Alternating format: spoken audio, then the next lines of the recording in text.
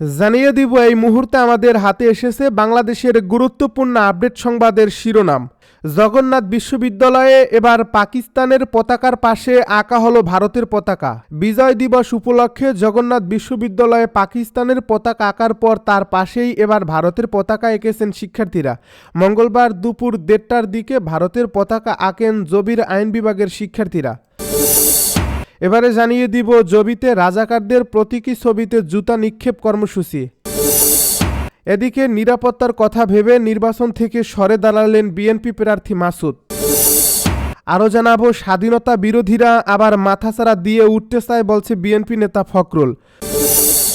সব শেষে জানিয়ে দিব কক্সবাজার সড়কের পাশে দাঁড়িয়ে থাকা বাসে আগুন। এতক্ষণ শুনছিলেন হাতে থাকা আপডেট সংবাদের শিরোনাম, এবারে বিস্তারিত। তবে তার আগে অনুরোধ রইল ভিডিওটিতে একটি লাইক এবং কমেন্ট করে জানিয়ে দিন ভিডিও সম্পর্কে আপনার মূল্যবান মতামত। আরও জানিয়ে দিন ভিডিওটি কোথা থেকে দেখছেন বা কোন জেলা থেকে দেখছেন। এবার পাকিস্তানের পতাকার পাশে আঁকা হলো ভারতের পতাকা।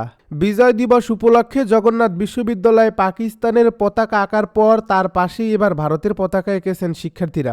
মঙ্গলবার দুপুর 1:30টার দিকে ভারতের পতাকা অঙ্কন করেন জবির আইন বিভাগের শিক্ষার্থীরা জানান, ভারতের প্রধানমন্ত্রী নরেন্দ্র মোদী বাংলাদেশের বিজয়কে নিজের বিজয় হিসেবে উল্লেখ করে ফেসবুকে পোস্ট দিয়েছেন।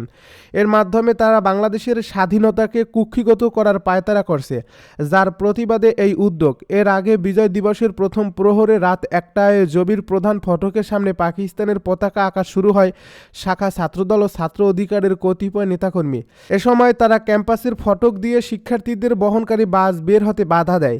এ সময় প্রথমে প্রক্টরিয়াল বডির সদস্য ও কয়েকজন শিক্ষার্থী তাদের বাধা দেন। এটা নিয়ে শিক্ষার্থীদের দুই গ্রুপের মধ্যে বাকবিতণ্ডা, হাতাহাতি ও পাল্টা ধাওয়ার ঘটনা ঘটে। এক পর্যায়ে শাখা ছাত্রদলের আহ্বায়ক মেহেদী হাসান হিমেল ও সদস্য সচিব শামসুল আরেফিনের নেতৃত্বে ছাত্রদলের নেতাকর্মীরা রাতভর প্রধান ফটকে অবস্থান নিয়ে বিক্ষোভ করতে থাকেন।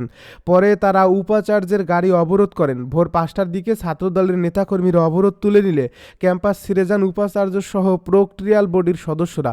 এ বিষয়ে শাখা ছাত্রদলের সদস্য সচিব শামসুল আরেফিন বলেন, জুলাইয়ের পর আমরা মনে করেছিলাম ভিন্নমত প্রকাশ করতে পারবে, কিন্তু জগন্নাথ বিশ্ববিদ্যালয়ে পাকিস্তানের গণহত্যা ও আমাদের মা বোনের উপর অত্যাচারের প্রতীকী প্রতিবাদের জন্য একজনের উপর বাংলাদেশ বিরোধী কিছু দালাল হামলা করছে। জবিতে কোনো স্বৈরাচার কিংবা মবতন্ত্রের আত্মপ্রকাশ করতে পারবে না। ছাত্রদল বাংলাদেশের জন্য ঘুমায় না, সবার আগে বাংলাদেশ। জবিতে রাজাকারদের প্রতীকী ছবিতে জুতা নিক্ষেপ কর্মসূচি। জগন্নাথ বিশ্ববিদ্যালয় ক্যাম্পাসে পাকিস্তানের পতাকা অঙ্কন ও তা পদদলিত করতে বাধা দেওয়ার প্রতিবাদে রাজাকারদের প্রতি ঘৃণা প্রকাশ করে প্রতীকী ছবিতে জুতা নিক্ষেপ করেছেন একদল শিক্ষার্থী। মঙ্গলবার দুপুর 12:30টার দিকে বিশ্ববিদ্যালয়ের ভাস্কর্য চত্বরে এ কর্মসূচি পালন করেন তারা। একই সাথে এ ঘটনার তীব্র নিন্দা ও ক্ষোভ জানান শিক্ষার্থীরা। এ বিষয়ে বিশ্ববিদ্যালয়ের দর্শন বিভাগের 2021-2022 বর্ষের শিক্ষার্থী আসিফ হোসেন বলেন, যুদ্ধে পাকিস্তান আমাদের লক্ষ লক্ষ মানুষকে শহীদ করছে। মঙ্গলবার দিবাগত রাতে আমাদের ভাইয়েরা পদদলিত করার জন্য পাকিস্তানের পতাকা আঁকতে গেলে বাধা দেয় বিশ্ববিদ্যালয়ের প্রশাসন সহ একদল শিক্ষার্থী। সেই প্রতিবাদেই আমরা আজ রাজাকারদের ছবিতে জুতা নিক্ষেপ করছি। ইসলামী ইতিহাস ও সংস্কৃতি বিভাগের 2021-2022 বর্ষের শিক্ষার্থী সাদ আহমেদ বলেন, স্বাধীনতার এত বছর পরেও পাকিস্তানের প্রতি ঘৃণা প্রকাশ করতে কি প্রশাসনের অনুমতি নেওয়া লাগবে? অথচ তারা রাতে আমাদের ভাইদের পতাকা এঁকে পদদলিত করতে বাধা দিল। এর তীব্র নিন্দা এবং ক্ষোভ প্রকাশ করছি। এ সময় বিভিন্ন বিভাগের শিক্ষার্থীরা উপস্থিত ছিলেন। এর আগে মঙ্গলবার দিবাগত রাতে জগন্নাথ বিশ্ববিদ্যালয় ক্যাম্পাসে পাকিস্তানের পতাকা এঁকে পদদলিত করতে প্রশাসন বাধা দিলে উপাচার্যকে অবরোধ করে বিক্ষোভ করে শাখা ছাত্রদল। এ সময় তারা রাতভর উপাচার্যের গাড়ি অবরোধ করে রাখে। পরবর্তীতে ভোর 5টার দিকে ছাত্রদলের নেতাকর্মীরা অবরোধ তুলে নিলে উপাচার্য সহ প্রক্টরিয়াল বডির সদস্যরা ক্যাম্পাস ত্যাগ করেন। নিরাপত্তার কথা ভেবে নির্বাচন থেকে সরে দাঁড়ালেন বিএনপি প্রার্থী মাসুদ। নারায়ণগঞ্জ 5 আসন থেকে বিএনপির মনোনয়নপ্রাপ্ত মাসুদুজ্জামান মাসুদ নির্বাচন থেকে সরে দাঁড়ানোর ঘোষণা দিয়েছেন। আজ মঙ্গলবার দুপুরে নারায়ণগঞ্জ প্রেস ক্লাব ভবনে সাংবাদিকদের সঙ্গে মত বিনিময় সভায় তিনি ঘোষণা দেন। তিনি তার পারিবারিক নিরাপত্তার কথা ভেবে এই ঘোষণা দিয়েছেন বলে প্রাথমিকভাবে জানিয়েছেন। মাসুদুজ্জামান মাসুদ বলেন, নির্বাচনের সামনে আমি নিরাপত্তা নিয়ে ভুগছি এবং আমার পরিবার থেকে চাপের কারণে আসন্ন ত্রয়োদশ নির্বাচন থেকে আমি আমার নিজের প্রার্থিতা প্রত্যাহার করছি। স্বাধীনতা বিরোধীরা আবার মাথাচাড়া দিয়ে উঠতে চায় বলছে বিএনপি নেতা ফখরুল। স্বাধীনতা বিরোধীরা আবার মাথাচাড়া দিয়ে উঠতে চায় বলে মন্তব্য করেছেন বাংলাদেশ জাতীয়তাবাদী দলের মহাসচিব মির্জা ফখরুল ইসলাম আলমগীর। আজ মঙ্গলবার সকালে মহান বিজয় দিবসে রাজধানীর শেরেবাংলা নগরে বিএনপির প্রতিষ্ঠাতা শহীদ প্রেসিডেন্ট জিয়াউর রহমানের সমাধিতে শ্রদ্ধা নিবেদন শেষে তিনি গণমাধ্যম কর্মীদের একথা বলেন।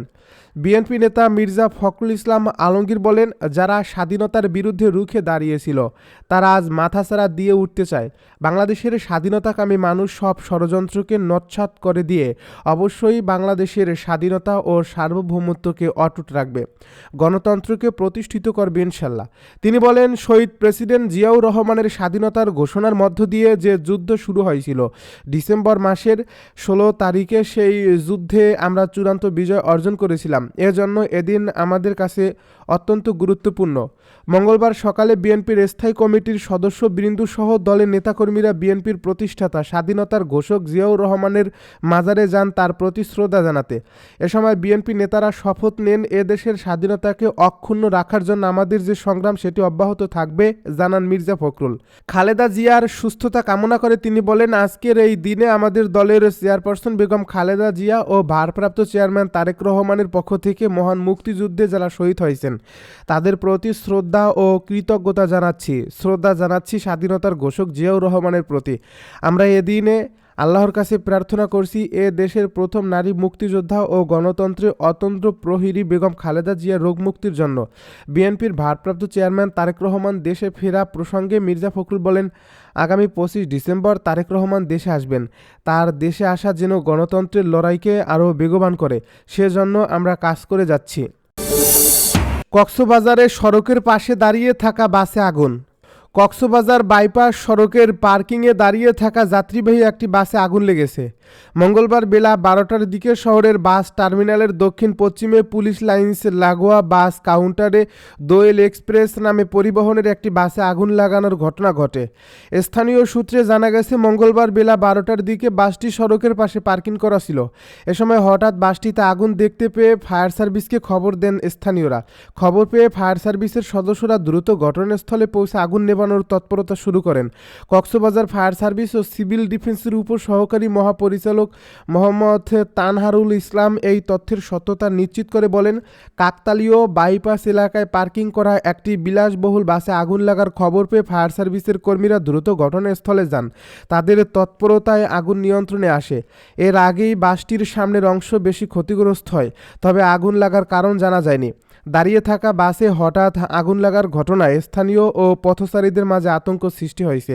কক্সবাজার সদর মডেল থানার ওসি জমিউদ্দিন বলেন, বাসের চালকের সঙ্গে কথা বলেছি, হেল্পার ভেতরে ছিল এবং সাউন্ড বক্সে গান শুনছিল। হয়তো কোনো দুর্ঘটনাবশত আগুন লেগেছে থাকতে পারে, তবে আগুন লাগার কারণ এখনও নিশ্চিতভাবে বলা যাচ্ছে না। এ ঘটনায় কেউ হতাহত হয়নি।